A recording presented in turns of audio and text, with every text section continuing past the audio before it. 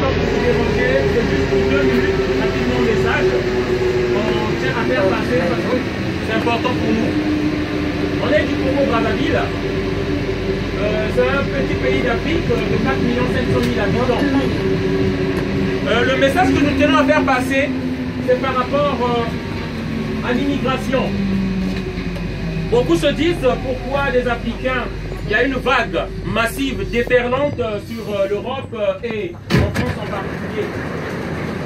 Beaucoup se posent des questions, mais il faut que nous ouvrons les yeux et que nous sachions en réalité qu'est-ce qui se passe. Est-ce que c'est toujours les discours qu'on nous raconte à la télévision, que c'est la misère, que ces gens-là, parce qu'ils sont pauvres, c'est pourquoi ils viennent chez nous? Alors que derrière un système, beaucoup de dirigeants français en profitent. Et ceux qui sont lésés dans ce système, ce n'est que nous autres.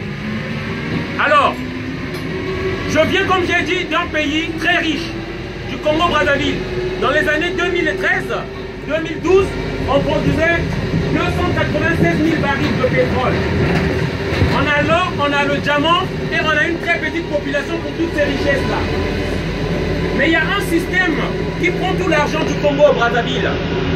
On appelle ça France-Afrique. La France-Afrique, vous pouvez chercher sur Google, c'est un système qui consiste à imposer des dictateurs dans certains pays africains qui sont riches, des pays comme le Gabon, la Côte d'Ivoire, le Congo-Brazzaville, le Cameroun.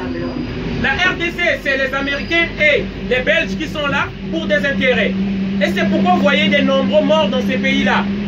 C'est des guerres, des massacres qui sont organisés par des dirigeants français. C'est les mêmes qui se font les poches, beaucoup d'argent. Manuel Valls était dans le système et nous nous sommes arrangés à ce qu'il soit mis hors d'état de nuire. Fillon était dans le système, nous nous sommes levés pour lui faire barrage. Et bien sûr, il y en a bien d'autres. Alors, je tiens toujours à rappeler une date. En 97, merci. En 97, Jacques Chirac va armer Denis Sassou Nguesso, l'un des plus grands criminels de l'Afrique centrale.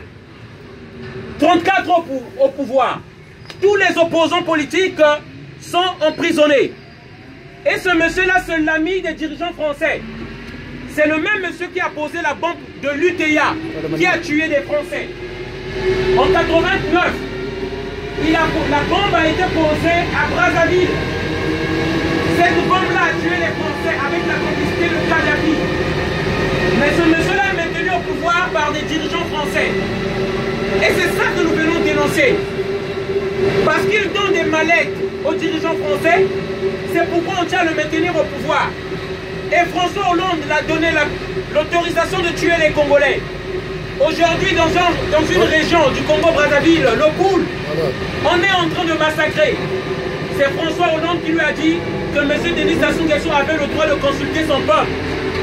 Et aujourd'hui, on continue à tuer. Aujourd'hui, on a envoyé encore une armada dans le Poul, une population civile qu'on est en train de tuer au Congo-Brazzaville. Parce que la France lui a donné cette permission. Donc, on est là pour éveiller les consciences, pour dire la politique extérieure de la France, elle est mauvaise envers l'Afrique. Et c'est cela qui organise l'immigration. Les Africains sont des humains comme vous. Nous ne pouvons pas rester sur une terre où il y a des guerres. On n'est pas toujours derrière vos ascétiques. On n'est pas toujours votre camembert. On n'est pas toujours là pour regarder la ville de Paris. Mais on fuit la guerre comme toute autre personne qui fuirait la guerre. Chez moi, il y a eu une guerre organisée par François Hollande. Et c'est ça qu'on tient à dénoncer. Voilà. Ne faites pas juste attention à la politique de la France. En France, faites aussi attention à la politique extérieure de la France. C'est ça qui est très important.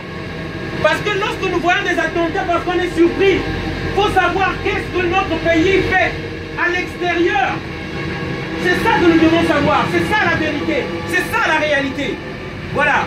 C'est ce message-là que je tenais à faire passer. Désolé de vous avoir dérangé encore. On va continuer. Nous souhaitons que, j'espère que Macron, peut-être qu'il sera le futur président de la France, un jeune, il ne va pas prendre toutes ces pourris-là comme l'Emmanuel Valls, le Drian et les Ravenants encore, et que ça soit la même chose. J'espère qu'il va faire une rupture avec cette vieille classe politique. Merci, c'est le message que nous tenons à faire passer. Bonne soirée à tous.